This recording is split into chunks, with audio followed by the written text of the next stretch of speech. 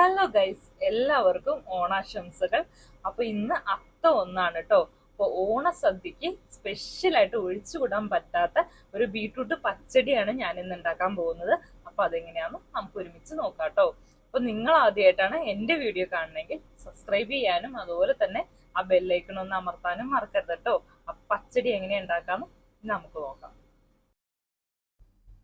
Beetroot പച്ചടി ഞാൻ അധികം ഒന്നും ഉണ്ടാക്കാറില്ല കേട്ടോ, കുറച്ചേ ഉണ്ടാക്കാറുള്ളൂ.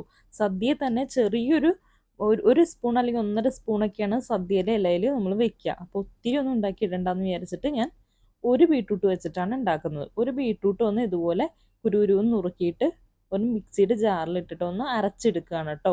അതുപോലെ തന്നെ ബീട്രൂട്ട് ഗ്രൈൻഡ് ചെയ്തെടുത്താലും മതി കേട്ടോ. ചെറുതായിട്ട് നിങ്ങൾക്ക് ഇങ്ങനെ ഉരച്ചെടുക്കുന്ന ആ ഒരു ഇതുണ്ടെങ്കിൽ നിങ്ങൾക്ക് ഉരച്ചിങ്ങനെ എടുക്കാവുന്നതാണ്. എൻ്റെ കയ്യിൽ അതില്ലാത്തതുകൊണ്ടാണ് ഞാൻ അതുപോലെ അരച്ചെടുത്തത് കേട്ടോ. എന്നിട്ട് ഒരു ഇരുമ്പിൻ്റെ ചട്ടിയിലോട്ടാണ് ഞാനിതൊന്ന് മാറ്റി കൊടുക്കണേ. എന്നിട്ട് ആ മിക്സിയുടെ ജാറ് കഴുകി ഒരു 4-5 സ്പൂൺ വെള്ളം കൂടി ചേർത്തിട്ട് അങ്ങോട്ട് ഒഴിച്ചു കൊടുക്കുവാണേ. ഇനി ലേശം ഉപ്പും കൂടി ഇട്ടിട്ട് ഒരു 2-3 പച്ചമുളക് ഇട്ടിട്ട് ഒന്ന് വേവിച്ചു കൊടുക്കാം കേട്ടോ. ഞാനിവിടെ 2 പച്ചമുളകാണ് എടുത്തിട്ടുള്ളത്. ഒത്തിരി എരിവുള്ള പച്ചമുളകൊന്നും അല്ല കേട്ടോ. അതും കൂടി ഇട്ടിട്ട് ഒന്ന് ഇളക്കിയിട്ട് ഒരു 5 മിനിറ്റ് 5 to 7 മിനിറ്റ് ഒന്ന് വേവിച്ച് കൊടുത്താൽ മതി. നന്നായിട്ടൊന്ന് വെന്ത് കിട്ടും. ഈ അടിക്കട്ടിയുള്ള പാത്രമൊക്കെ ആകുമ്പോഴേ, ഇരുമ്പിൻ്റെ ചട്ടിയോ അല്ലെങ്കിൽ നല്ല മണ്ണിൻ്റെ ചട്ടിയൊക്കെ ഉണ്ടെങ്കിൽ അതാവുമ്പോൾ തീ കുറച്ചിട്ട് വേവിച്ചെടുക്കുകയാണെങ്കിൽ നന്നായിട്ട് വെന്ത് കിട്ടും കേട്ടോ. ബീട്രൂട്ടിൻ്റെ ആ ഒരു പച്ചമണം നമുക്ക് പോയി കിട്ടണം. അതുവരെ നമുക്കൊന്ന് വേവിച്ചെടുക്കണം, തീ കുറച്ചിട്ടിട്ട് കേട്ടോ. ഒത്തിരി വെള്ളത്തിലിട്ട് ഉണ്ടാക്കുകയും ചെയ്യരുത്, അപ്പോൾ ആ കളർ അങ്ങോട്ട് പോയി കിട്ടും.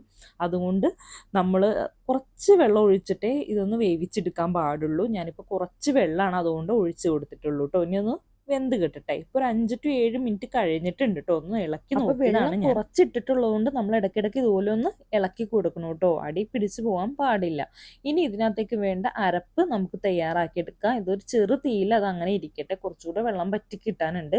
അപ്പം അങ്ങനെ ഇരിക്കട്ടെ എന്ന് വിചാരിച്ചിട്ടോ. അപ്പോൾ അരമുറി തേങ്ങയാണ് ഞാൻ ഇതിന് വേണ്ടിയിട്ട് എടുക്കുന്നത്. ഒരു അരമുറി തേങ്ങ എടുക്കുക, അതൊന്ന് അരച്ചെടുക്കണം. അതിനകത്തേക്ക് കുറച്ച് ജീരകവും അതുപോലെ തന്നെ കുറച്ച് കടുകും ചേർത്തിട്ട് വേണം കേട്ടോ അരച്ചെടുക്കാൻ. ജീരകം എന്ന് പറഞ്ഞാൽ ഒരു 1/4 ടീസ്പൂൺ ജീരകം മതിയാവും. അതുപോലെ തന്നെ 1/4 ടീസ്പൂണിൽ കുറച്ച് മേലെ നിൽക്കുന്ന ഭാഗത്തിന് അന്ന് 1/2 ടീസ്പൂൺ വേണ്ടേം താനും. അതേ കണക്കിന് വേണം കടുക് ഇട്ട് കൊടുക്കാൻ കേട്ടോ. കടുകൊക്കെ ഒത്തിരി കൂടി പോവരുത്. ടേസ്റ്റ് കൂടുമെന്ന് വിചാരിച്ച് നിങ്ങൾ കടുക് ജീരകം ഒന്നും ഒത്തിരി ഇട്ട് കൊടുക്കരുത്, കാരണം കഴിക്കാൻ ചാൻസ് ഉണ്ട് കേട്ടോ. കടുക് അധികമായി കഴിഞ്ഞാൽ കഴിച്ചു പോവും, അപ്പോൾ പച്ചടിക്ക് ഒരു ടേസ്റ്റ് ഉണ്ടാവത്തില്ല. അതുകൊണ്ട് ഈ പറയുന്ന അളവിൽ തന്നെ കടുക് ഇടാൻ വേണ്ടി ശ്രദ്ധിക്കണം കേട്ടോ. ഇനി നന്നായിട്ട് അതൊന്ന് ഫൈനായിട്ട് അരച്ചെടുത്തതിന് ശേഷം ഇതിലേട്ടൊന്ന് ചേർത്ത് കൊടുക്കുക കേട്ടോ. എന്നിട്ട് നന്നായിട്ട് ഇളക്കി കൊടുക്കുക. ഇനി അധികം തിളച്ച് മറിയേണ്ട ആവശ്യമൊന്നുമില്ല, ജസ്റ്റ് ഒന്ന് ചൂടായി കിട്ടിയാൽ മതി. തേങ്ങ ഇട്ടതിന് ശേഷം ഒത്തിരി തിളച്ച് മറിഞ്ഞു കഴിഞ്ഞാൽ ഇതൊന്ന് പിരിഞ്ഞു പോകും കേട്ടോ. പ്രത്യേകിച്ച് ഇരുമ്പ് ചട്ടിയല്ലേ, അപ്പം അതുകൊണ്ട് ഒത്തിരി തിളക്കാൻ നിൽക്കരുത്. ജസ്റ്റ് ഒന്ന് ചൂടാവുന്നവരെ ഒന്ന് ഇളക്കി യോജിപ്പിച്ച് കൊടുക്കുക. അപ്പം എൻ്റെ കയ്യിലുണ്ടായിരുന്ന നല്ല കട്ട തൈരായിരുന്നു കേട്ടോ. അപ്പം ഞാൻ മിക്സിയുടെ ജാറിലിട്ടിട്ടൊന്ന് അരച്ചെടുക്കാമെന്ന് വിചാരിച്ചു. 1 കപ്പ് കട്ടത്തൈരാണ് ഞാൻ ഇതിന് വേണ്ടിയിട്ട് ഉപയോഗിച്ചിരിക്കുന്നത്. അപ്പം കട്ടത്തൈര് നന്നായിട്ട് വെള്ളമൊന്നും ചേർക്കാണ്ട് തന്നെ അരച്ചെടുത്തതാണ് കേട്ടോ ഇത്. അപ്പം ഇതിന് മുമ്പ് തന്നെ നമ്മൾ ചട്ടി ഓഫ് ചെയ്തിട്ടുണ്ടാവണം. തേങ്ങയുടെ ആ കൂട്ട് ചേർത്തതിന് ശേഷം നമുക്ക് ചട്ടി ഓഫ് ചെയ്തിടണം കേട്ടോ. ഇനി തിളയ്ക്കാൻ പാടില്ല. ഇപ്പം ചട്ടിയുടെ ഒരു ചൂടിലിരുന്നിട്ട് ഒന്ന് തിളയ്ക്കുന്നതാണ് കാണുന്നത്. അല്ലാണ്ട് ഞാൻ ഇടയിൽ തീ ഇട്ടിട്ടില്ല കേട്ടോ. തീ ഓഫ് ചെയ്തതിന് ശേഷം മാത്രമേ നമുക്ക് ഇതുപോലെ മോര് ചേർത്ത് കൊടുക്കാൻ പാടുള്ളൂ. അതിനുശേഷം നന്നായിട്ട് ഇളക്കി കൊടുക്കുക. അല്ലാണ്ട് തീ അടിയിൽ ഇട്ടിട്ടുണ്ടെങ്കിൽ ചട്ടിക്ക് ചൂടും കൂടി ഉണ്ടെങ്കിൽ ഇതൊന്ന് പിരിഞ്ഞു പോകാൻ ചാൻസ് ഉണ്ട്. പ്രത്യേകിച്ച് നമ്മൾ തൈരല്ലേ ചേർത്ത് കൊടുക്കണേ. തൈര് ചേർക്കുമ്പോൾ എപ്പോഴും ചൂട് കുറച്ച് ഇടണം. അപ്പോൾ ചട്ടിക്ക് ഓൾറെഡി ചൂടുള്ളതുകൊണ്ട് ഞാൻ തീ ഓഫ് ചെയ്തേക്കുവാണ്. ഇനിയിപ്പോൾ ഇവിടെ തയ്യാറായിട്ടുണ്ട് കേട്ടോ ബീട്രൂട്ട് പച്ചടി. ഇനി ഇതിനകത്തേക്ക് നമുക്ക് കടുക് വറുത്ത് ഇട്ടാൽ മതി. അതിന് വേണ്ടിയിട്ട് ഞാനൊരു അലൂമിനിയം ചട്ടി ഒന്ന് വെച്ച് ചൂടാക്കുവാണ് കേട്ടോ. നന്നായി ചൂടായതിന് ശേഷം ഒരു 2 to 3 സ്പൂൺ വെളിച്ചെണ്ണയാണ് ചേർത്ത് കൊടുക്കുന്നത്. എൻ്റെ വെളിച്ചെണ്ണ ഇച്ചിരി കട്ടിയായിട്ട് ഇരിക്കുവാണ് കേട്ടോ. അതുകൊണ്ടാണ് ഇങ്ങനെ കട്ടിയായിട്ട് കാണുന്നത്. ഇനിയിപ്പോൾ ചൂടായി കഴിയുമ്പോൾ ഒന്ന് ഉരുകി വന്നോളൂ. അപ്പോൾ വെളിച്ചെണ്ണ ചൂടായതിന് ശേഷം ഒരു 1/4 ടീസ്പൂൺ കടുക് ചേർത്ത് കൊടുക്കാം. അത് നന്നായിട്ട് പൊട്ടി കിട്ടിക്കഴിഞ്ഞാൽ കുറച്ച് ഉലുവ ചേർത്ത് കൊടുക്കുക. അതൊരു 1/4 താഴെ മതി കേട്ടോ. 1/4 സ്പൂൺ തികച്ചങ്ങോട്ട് വേണ്ട. ഉലുവയും കൂടി ചേർത്തിട്ട് അതും കൂടി ഒന്ന് പൊട്ടിച്ചെടുക്കണം. അതിനകത്തേക്ക് നമുക്ക് വറ്റൽമുളക് ഒന്ന് ചേർത്ത് കൊടുക്കാം. ഇനി ഇതിലേക്ക് നമുക്ക് 2 തണ്ട് കറിവേപ്പില ഒന്ന് ചേർത്ത് കൊടുക്കാം. അതിലേക്ക് ഒരു 5 ഉള്ളിയും കൂടി അരിഞ്ഞത് ഞാൻ ചേർത്ത് കൊടുത്ത് നന്നായിട്ടൊന്ന് ബ്രൗൺ കളർ ആവുന്ന വരെ ഇളക്കി യോജിപ്പിച്ചു കേട്ടോ. അപ്പോൾ ഒന്ന് ബ്രൗൺ കളർ ആയതിന് ശേഷം നമുക്ക് ഇതിനകത്തേക്ക് കടുക് വറുത്തത് നമ്മുടെ ബീട്രൂട്ട് പച്ചടിയിലോട്ട് ചേർത്ത് കൊടുത്താൽ മതി. അപ്പോൾ ബീട്രൂട്ട് പച്ചടി റെഡി ആയിട്ടുണ്ട് കേട്ടോ. വളരെ സ്വാദിഷ്ടമായതും അതുപോലെ തന്നെ ഈസി ആയിട്ട് നമുക്ക് ഉണ്ടാക്കാൻ പറ്റിയ ഒരു പച്ചടിയാണ് ഇത്.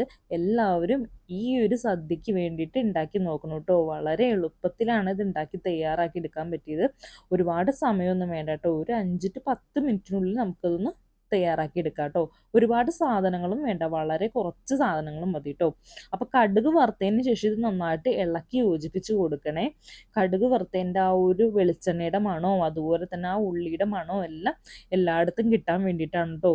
പിന്നെ ഒത്തിരി വെള്ളം ഇതിനകത്തോട്ട് ചേർത്ത് കൊടുക്കരുത്. അപ്പോൾ ഈ ഒരു കട്ട ഫോം അങ്ങ് നഷ്ടപ്പെടും. ഒത്തിരി അങ്ങ് വെള്ളത്തിലല്ല പച്ചടി കാണാറല്ലോ, ഇലയിൽ ഇങ്ങനെ ഇട്ട് കഴിഞ്ഞാൽ അവിടെ ഇങ്ങനെ കിടക്കും. ഒത്തിരി ഇങ്ങനെ ഒലിച്ചിറങ്ങുന്ന ഒരു പരുവമല്ല. അപ്പോൾ ഈ ഒരു അളവിൽ വേണം നിങ്ങളിത് ഉണ്ടാക്കിയെടുക്കാൻ കേട്ടോ.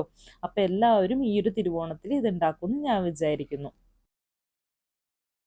അപ്പൊ പച്ചടി എങ്ങനെയാണ് ഉണ്ടാക്കുന്നതെന്ന് എല്ലാവരും കണ്ടല്ലോ. എല്ലാവർക്കും ഇഷ്ടപ്പെട്ടു എന്ന് ഞാൻ വിചാരിക്കണം കേട്ടോ.